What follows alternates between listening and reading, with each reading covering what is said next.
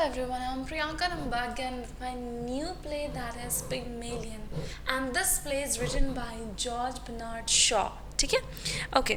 Pygmalion is a play by George Bernard Shaw named after Greek mythological figure. इसको किसके बाद नाम दिया गया था? एक जो great mythological figure है उसके बाद इसका नाम दिया गया था. It was first presented on the stage on 1913. इनको publicly सबसे पहली बार कब play stage में play किया गया था? 1913 में. ठीक है? नाउ इसके जो राइटर है कौन है? जॉर्ज बेनार्ड शॉ इसके राइटर है. ठीक है? अब इसमें कुछ कैरेक्टरिस्टिक्स है. इसमें जो कैरेक्टर है वो है प्रोफेसर हेनरी हिगिंस. कौन है पहला character? Henry Higgins.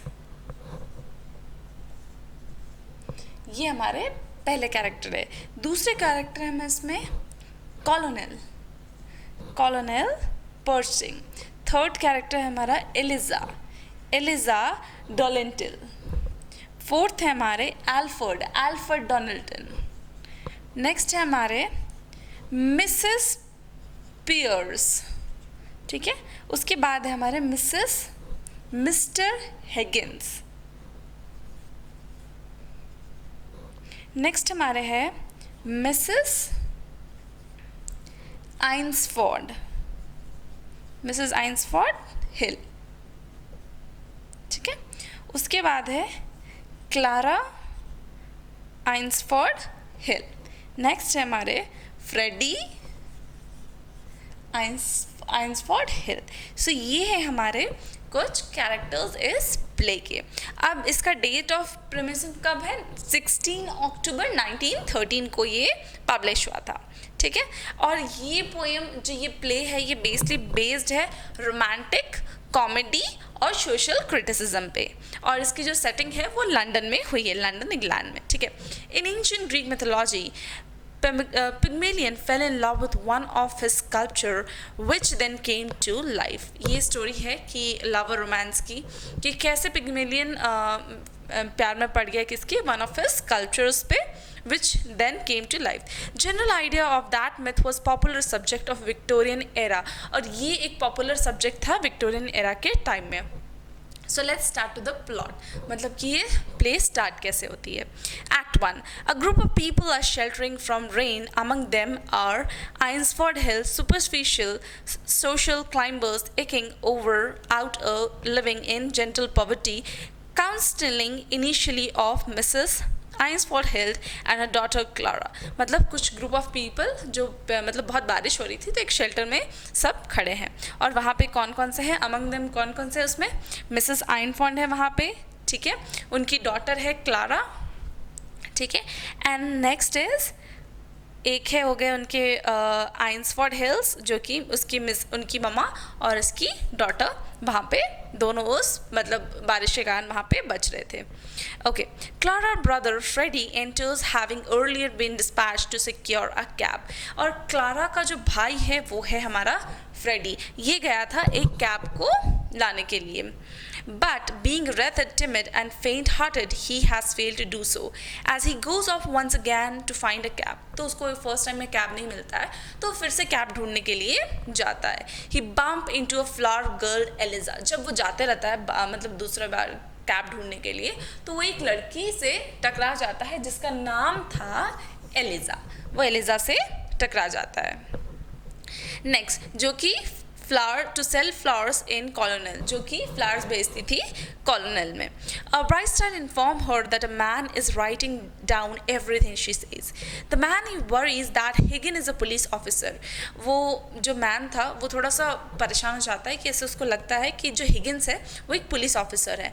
And will not calm down until Higgin introduce himself. और वो तब तक काम डाउन नहीं करेगा, मतलब शांत नहीं होगा जब तक से हिगिन्स उसको इंट्रोड्यूस नहीं करेगा.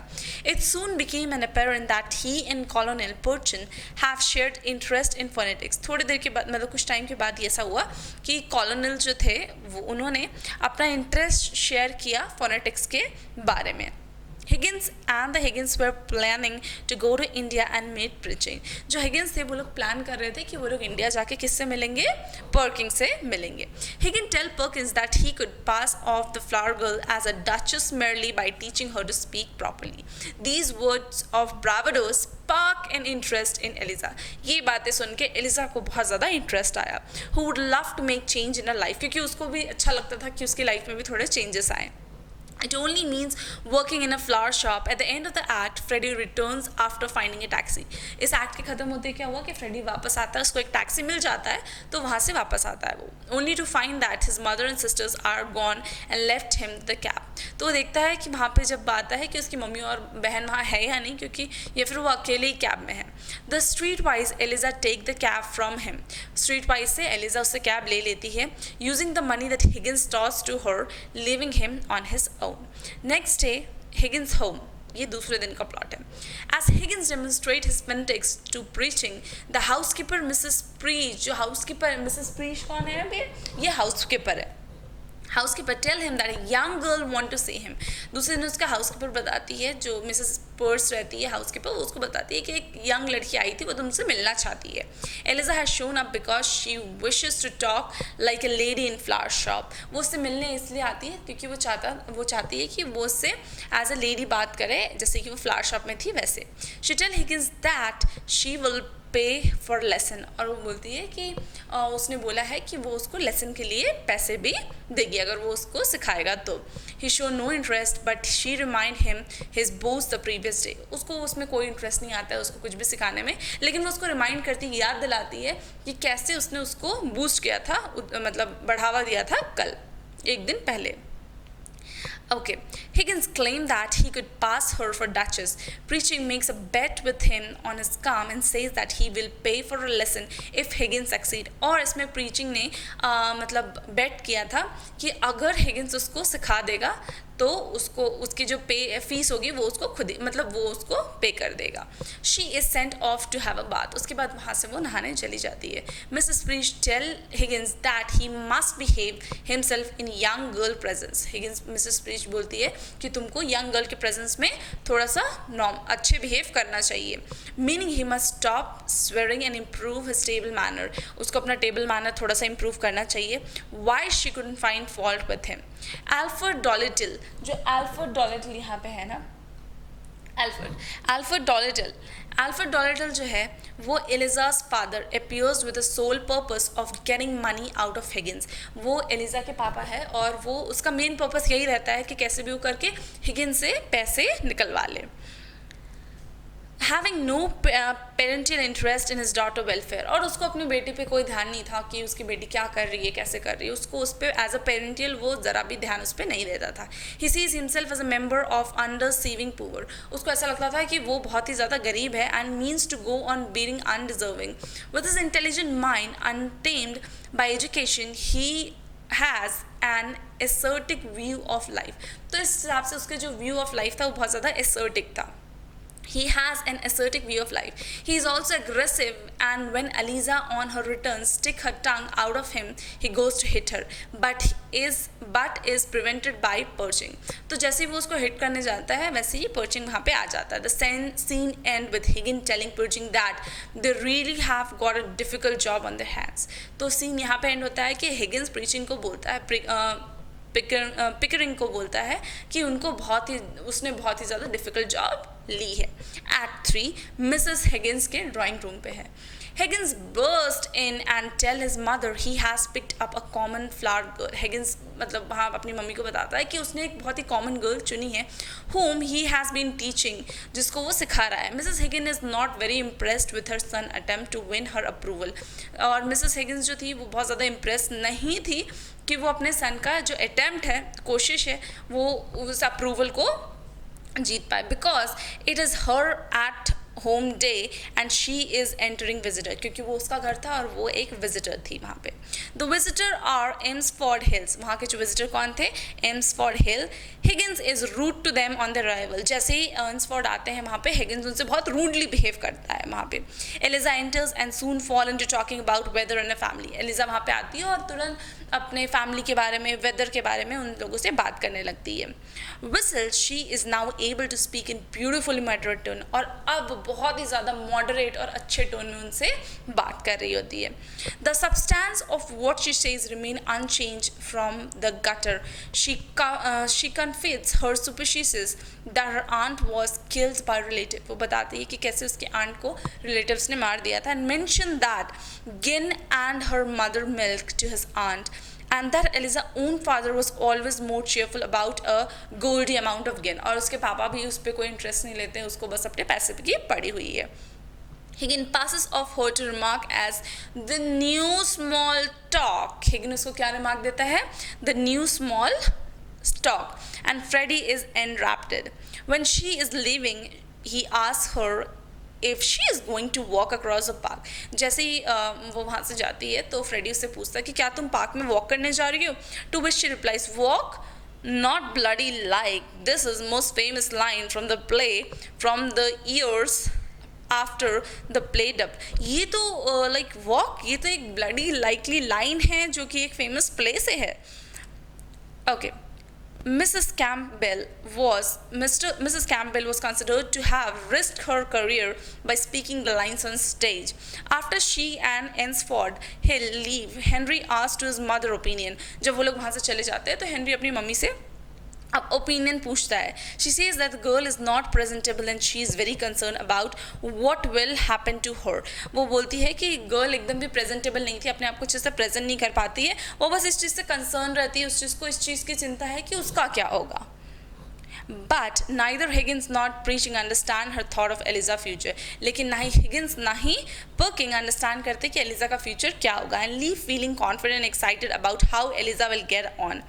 This leave Mrs. Higgins feeling exasperated and exclaiming men, और ये सुन के वो बोलती है ये men कभी नहीं सुधर सकते, men हमेशा वैसे ही रहेंगे. Act 4 ये हो रहा है midnight के टाइम में Higgins के घर पे, Higgins home. Higgins, Perking and Eliza have returned from the ball. ये तीनों बॉल से रिटर्न आते हैं.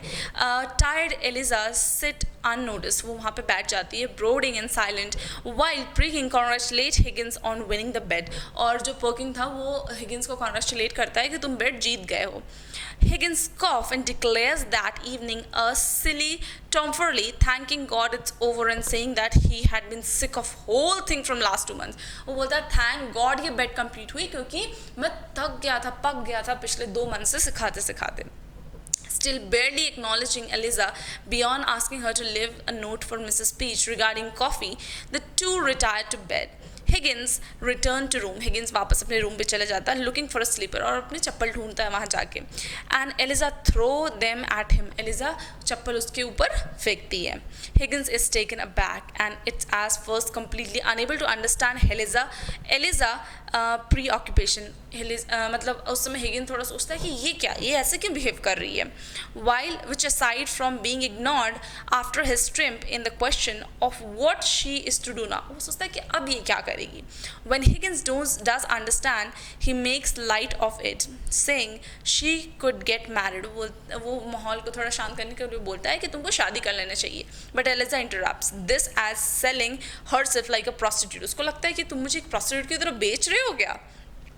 We were above that at corner of Tonentham Court Road. Finally, she returned her jewelry to Higgins. और उसके बाद वो अपनी ज्वेलरी Higgins को रिटर्न कर देती है, including the ring he had given her.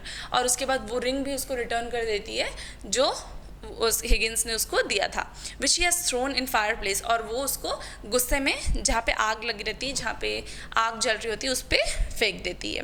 Furious with himself for losing his temper, he dumps Mrs. Priest the coffee and then Eliza and finally himself for lavishing his knowledge and his regard and intimacy on the heartless gutter snipe, and retreats in great dungeon. Eliza root around in the fireplace and retrieves the ring. Eliza तुरंत वहाँ जाती है और वो कोशिश करती है कि उस रिंग को वापस निकाल पाए. Act 5, Mrs. Higgins drawing room. The next morning, Higgins and preaching, perturbed by discovery that Eliza had walked out on them. ये दोनों ज़्यादा डिस्कवर करते हैं कि एलिजा वहाँ से चली गई है. Call on Mrs. Higgins to phone the police.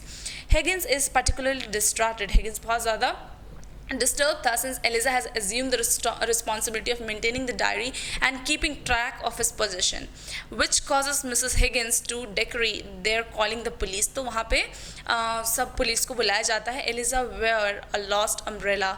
Doherty is announced. He urges dressed in splendid wedding attire and is furious with Higgins. वो बोलता है कि वो एकदम वेडिंग ड्रेस पहनी हुई है और वो बहुत गुस्से में थी हिगिंस से, who after their previous encounter had been so taken with Doherty under unorthodox ethics that he had recommended him and the most original monastic in England to rich American founded Moral Reform Society. The American had subsequently left Doherty a pension worth £3,000 a year. उनको एक pension मिलता है £3,000 a year का, as a consequence of which Doherty feel intimated into joining the middle class and marrying him misuse. Mrs. Higgins observed that this at last settled the problem of who shall provide for Eliza, to which Higgins object. After all, he paid Doherty £5. उसके बाद वो Doherty को £5 पे करता है. Mrs. Higgins informed her son that Eliza is upstairs. वो inform करती है कि Eliza ऊपर है and explaining the circumstances of arrival. और वो कैसे आई है वो उसको explain करती है. Including to how marginalized and overlooked Eliza felt the previous night. Higgins is unable to appreciate this. Higgins उसको वापस से appreciate नहीं कर पाता है. And sulk when told that he must behave if Eliza is so join them. Doolittle is asked to wait outside. Doolittle को बाहर wait करने बोला जाता है. Eliza enters in ease and self-possessed. Eliza बहुत अच्छे से वहाँ पे आती है. Higgins blusters but Eliza isn't shaken. Higgins उस पर बहुत गुस्सा करता है, चिल्लाता है, लेकिन Eliza को डर नहीं लगता है and speaks exclusively to Perkin, throwing Higgins' previous insult back at him. Oh, I am the only one squashed cabbage leaf. क्या मैं एक कैबेज का लीफ हूँ, मतलब जो भी बेकार कैबेज का लीफ हूँ क्या. Eliza remarks that it was only by preaching example that she learn to be a lady. वो बोलती है सिर्फ पिकरिंग के एग्जाम्पल से ही मैं एक अच्छी लेडी बन पाई हूँ. Which rendered Higgins speechless. Eliza goes on to say that she had completely left behind the flower girl she was. वो बोलती है कि मैंने अपने आप का वो पर्सनैलिटी छोड़ ही दिया जब मैं एक फूल बेचने वाली लड़की थी. And she couldn't utter of her old sound if she tried, at which point Doherty emerged from the balcony, causing Eliza to relapse totally into her gutter speech. Higgins is jubilant, jumping up and crowing over her. Doherty explained her situation and asked if Eliza will come with him to his wedding. So डोहेटी उसको बोलती है, explain करती है पूरा situation, और Elijah को बोलती है क्या वो उसकी वेडिंग में आएगी. Pickering and Mrs Higgins also agree to go, और पर्किंग और मिसेस हिगिंस भी एग्री कर जाते हैं उनके यहाँ जाने के लिए. एंड लीव विद डोहेटी एंड एलिजा टू फॉलो, और वो लोग डोहेटी और एलिजा को लीव कर देते हैं उनको फॉलो करने के लिए. The scene end with another confrontation between Higgin and Elijah.